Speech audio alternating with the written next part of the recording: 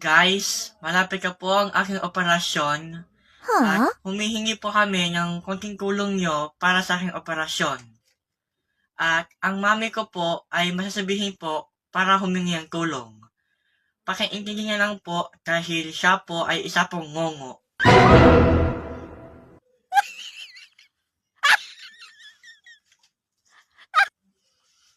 Oh, no.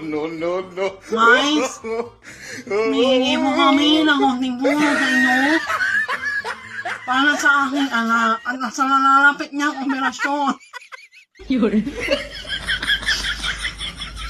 Inihingi ko po ang inyong kooperasyon.